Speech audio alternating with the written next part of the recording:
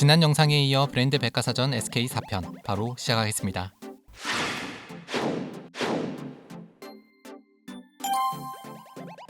세계 최초로 CDMA 상용화에 성공하며 1G에서 2G로의 전환을 선언한 SK텔레콤은 무선 통신망을 통해 영상통화를 할 수 있는 차세대 이동통신 IMT2000 시스템 개발에 성공하게 됩니다. IMT2000은 2.5G에서 3G 사이의 통신 기술을 말하는데 국내에서는 최초, 세계에서는 세 번째였습니다. 한편 치열한 경쟁을 하던 제2 이동통신 시장은 2000년대에 들어서 분위기가 바뀌기 시작했습니다. SK텔레콤이 신세기 통신을 인수하고 한국통신 프리텔, KTF가 한솔텔레콤을 인수하면서 011-017의 SK텔레콤, 016-018의 KTF, 019의 LG텔레콤 이렇게 세 개사로 재편된 것입니다. 이로써 SK텔레콤의 시장 점유율은 57%에 달하게 되었습니다. 하지만 합병 조건으로 공정거래위원회로부터 받은 숙제가 있었습니다. SK텔레콤의 시장 점유율을 50% 이하로 낮추라는 것. 그래서 SK텔레콤은 불량 가입자 정리, 신규 가입 불허 등의 방법을 동원하여 2001년 6월 시장 점유율을 50%로 떨어뜨리는 데 성공하게 됩니다. 그러던 2002년 1월 28일 SK텔레콤은 인천 지역에서 동기식 IMT2000 서비스를 개시하며 세계 최초로 3G 이동통신 시대를 열게 됩니다. 이는 2.4Mbps 데이터 전송 속도로 동영상, 고해상도 영상통화, 포토 메일 등을 주고받을 수 있게 된 멀티미디어 시대의 개막을 의미했습니다. 그래서 이 무렵 SK텔레콤은 멀티미디어 서비스인 네이트와 준을 선보이게 됩니다. 또한 인터넷 포털 서비스 라이코스 코리아를 인수한 뒤 대규모 개편 작업을 거쳐 포털 서비스 네이트닷컴도 론칭했습니다. 그리고 이 멀티미디어 서비스들을 담당할 주식회사 SK커뮤니케이션즈를 출범하게 됩니다. 2003년 1월 메신저 서비스 네이트온을 론칭한 SK컴즈는 2003년 8월에 한 벤처기업을 인수하게 되면서 폭발적인 성장을 하게 됩니다. 최근 흑역사와 함께 부활하기도 한 SNS 서비스 싸이월드였습니다. 특히 네이트온과 싸이월드 미니홈피의 연동은 엄청난 시너지를 냈습니다. 2004년 그동안 국내 메신저 시장에서 독보적으로 1위를 지켜오던 MSN을 누르고 네이트온은 국내 메신저 1위에 올랐으며 싸이월드 가입자 수는 2004년 9월에 1000만 명 돌파, 2007년 2월에 2000만 명을 돌파하며 사이즈, 사이페인, 일촌, 파도타기 등의 신조어를 유행시켰던 겁니다. 게다가 미니홈피를 꾸미기 위해서는 온라인 캐시인 도토리가 필요했는데 하루 평균 3억 원치의 도토리를 팔아 2006년의 연간 매출은 1000억 원에 이르렀다고 합니다. SK컴즈가 멀티미디어 콘텐츠 개발로 성장하는 사이 SK텔레콤은 이동통신 기술을 더욱 향상시키기 위해 연구를 이어갔습니다. 그렇게 2006년에는 세계 최초로 휴대전화 기반 HSDPA 서비스의 상용화에 성공했는데 HSDPA는 하이스피드 다운링크 패켓 액세스의 약자로 데이터 속도가 14.4Mbps에 이르는 신기술이었습니다. 이처럼 점차 통신의 가치가 음성에서 데이터로 전환되면서 SK텔레콤은 그동안 사용해오던 스피드 011 브랜드를 지금의 T 브랜드로 교체했습니다. 2011년 7월에는 데이터 속도가 75.4Mbps에 달하는 LTE 서비스를 국내 최초로 상용하는 데 성공했습니다.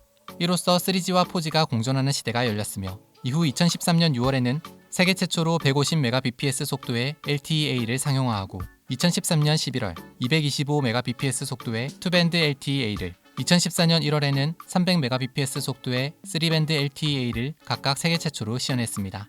그렇게 이동통신의 역사와 함께한 SK텔레콤은 2019년 4월 3일 KT, LG U+와 함께 세계 최초로 5G 상용화에도 성공했습니다. 2002년 10월 길슨과 태원을 포함한 SK 주력 계열사 CEO 22명은 제주도에서 최고 경영자 세미나를 진행했습니다. 2003년이 SK그룹 창사 50주년을 맞이하는 해였기 때문에 새로운 50년을 준비하기 위한 시간을 가졌던 겁니다. 이들 최고 경영진은 2005년까지 생존하지 못하는 사업은 사업 철수, 통폐합 등 과감한 구조조정을 하겠다는 선언을 하게 됩니다. 이를 2002 제주선언이라고 부릅니다. 한편 송길승, 최태원 파트너십 체제의 SK그룹은 1999년 12월 31일에 SK상사와 SK유통을 합병하고 2000년 5월 17일에는 SK상사와 SK에너지 판매를 합병하여 자산 8조 원 규모의 마케팅 전문회사 SK글로벌을 출범시켰습니다. SK상사의 글로벌 네트워크와 SK유통의 정보통신 유통망, 그리고 SK에너지 판매의 주요소 채널을 통합함으로써 다양하고 폭넓은 네트워크를 확보한다는 전략이었습니다.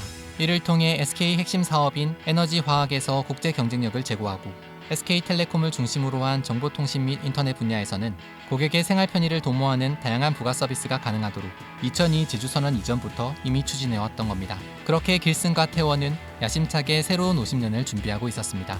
그러던 2003년 3월 부당 내부거래 및 SK글로벌의 1조 5천억 원대의 분식회계 사건이 검찰 조사를 통해 세상에 드러났습니다. 수십 년간 쌓여온 부실과 분식회계가 드러난 것이었는데 이를 통해 SK그룹은 해체의 위기까지 맞게 됩니다.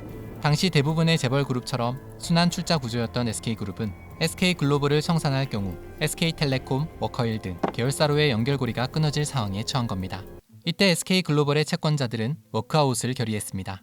워크아웃이란 장기적으로는 갚을 능력이 있지만 일시적으로 자금난에 처해 갚지 못하는 회사의 채권단이 합의하여 금융부채를 동결시키고 부채를 조정해 기업을 정상화하는 걸 말합니다. SK그룹도 SK글로벌 정상화 추진본부를 발족시키며 그룹 차원에서 SK글로벌의 경영 정상화를 추진하기로 했으며 SK주식회사 이사회도 SK글로벌에 매출 채권 8,500억 원의 출자 전환을 결정했습니다. 이 출자 전환을 계기로 정상화의 계기를 잡은 SK글로벌은 2003년 10월 2일 SK글로벌에서 SK네트워크스로 사명을 변경한 뒤 자체 구조조정 계획에 따라 강도 높은 구조조정을 이행했습니다. 또한 다각도로 사업을 활성화시키기 시작했습니다. 그 결과 2003년 1,021억 원이었던 영업이익은 2004년에는 3,537억 원, 2005년에는 3,559억 원, 2006년에는 3,882억 원까지 올리는 데 성공하게 됩니다.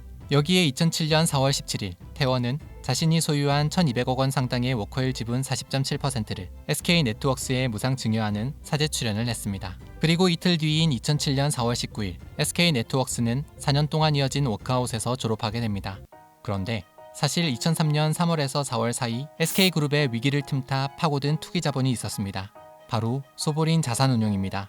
소보린은 SK주식회사의 주식 14.99%를 매입하며 단일 주주로는 최대 주주에 올라서게 되는데 이후 태원을 비롯한 SK 이사진 총사퇴, SK텔레콤 매각 등 집요하게 경영권 행사를 시도했습니다. 다행히 태원은 자신과 계열사가 보유한 지분의 우리사주, 자사주, 우호기관 지분의 의결권을 얻어 경영권 방어를 할 수 있었습니다.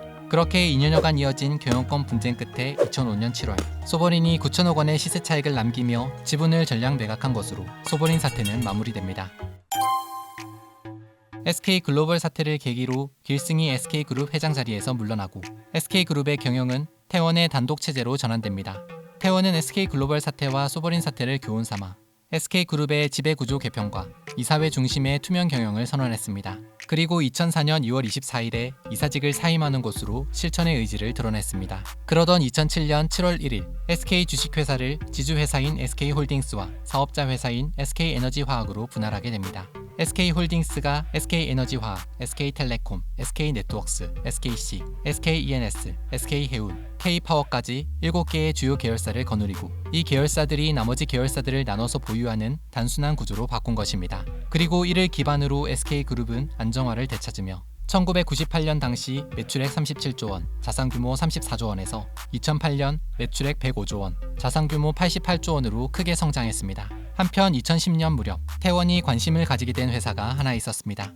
바로 하이닉스 반도체였습니다. 사실 태원의 아버지 종현은 미래산업의 중심은 반도체라며 1978년에 성경 반도체를 설립했었습니다. 하지만 정부의 계열사 정리 조치와 2차 석유 파동 등을 이유로 1981년에 회사를 해산시키게 됩니다. 태원이 반도체 사업에 관심을 가지게 된 데는 아마도 아버지의 영향도 있었을 겁니다. 또한 IT 기술의 집합체인 반도체 사업과 SK텔레콤을 중심으로 발전하고 있는 정보통신 기술이 서로 융합된다면 분명 큰 시너지가 생길 것이라는 기대도 있었습니다. 그래서 유공인수를 통해 1차 성장을, 한국이동통신인수를 통해 2차 성장을 이뤘다면 3차 성장은 반도체 사업을 통해 이루겠다는 생각이었습니다. 하지만 당시 그룹 내부에서는 반대가 심했다고 합니다. 2008년 미국발 세계금융위기의 영향이 남아있던 상황에서 하이닉스 반도체의 당시 인수 비용이 3조 원에 달했지만 2,300억 원의 영업손실 중이었고 인수 후에도 매년 수조 원의 설비 투자금을 쏟아 넣어야 했기 때문에 SK에게도 큰 부담이었던 겁니다. 그래서 태원은 임원회의에서 하이닉스 반도체 인수가 필요한 이유를 설명하며 직접 CEO들을 설득하고 나섰습니다. 하이닉스 반도체의 인수는 국가 기간 산업을 위한 것인데 삼성이 반도체 시장에서 글로벌 톱을 유지하기 위해 한국 기업이 세컨티어에서 받쳐줘야 하며 그렇게 되면 한국 기업들이 함께 반도체 시장을 주도할 수 있을 것이라고 얘기했다고 합니다. 그렇게 태원의 설득 끝에 2011년 11월 SK텔레콤은 하이닉스 반도체를 인수하여 SK하이닉스로 사명을 변경했습니다.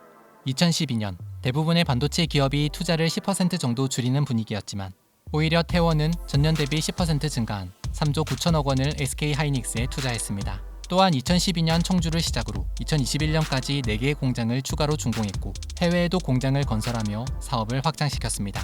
태원은 SK 하이닉스를 중심으로 반도체 수직 개발화도 함께 추진했습니다. 그래서 2015년 반도체 핵심 소재 업체인 OCI 머티리얼즈 인수에 이어 2017년에는 반도체 원재료인 실리콘 웨이퍼 생산 업체 LG 실트론을 인수하여 SK 머티리얼즈, SK 실트론, SK 하이닉스로 이어지는 반도체 수직 개발화를 완성했습니다. 반도체 중에서도 D램과 낸드 플래시 메모리를 주력으로 생산하고 CIS 등 시스템 반도체 분야에도 진출했는데 그 결과 2018년 SK 하이닉스의 매출은 40조 4천억 원, 영업이익은 20조 8천억 원이라는 역대 최고 실적을 올리게 됩니다. 그러던 2021년 10월 SK 하이닉스는 파운드리 기업 키파운드리와의 인수 계약을 체결하고 2021년 12월에는 인텔의 낸드 플래시 사업부를 인수하는 1단계 절차를 완료하며 반도체 다각화 전략에 나서고 있습니다. 태원은 반도체 사업뿐 아니라 배터리, 바이오 사업에도 많은 투자를 하고 있습니다. 배터리, 바이오, 반도체 사업을 BBC 분야라고 부르는데 2017년부터 5년 동안 투자된 글로벌 시장 투자금 48조 중 전기차 배터리가 18조 원, 반도체가 17조 원, 바이오가 2조 원에 이르러 BBC 분야가 전체 글로벌 투자금의 80%를 차지할 정도였습니다.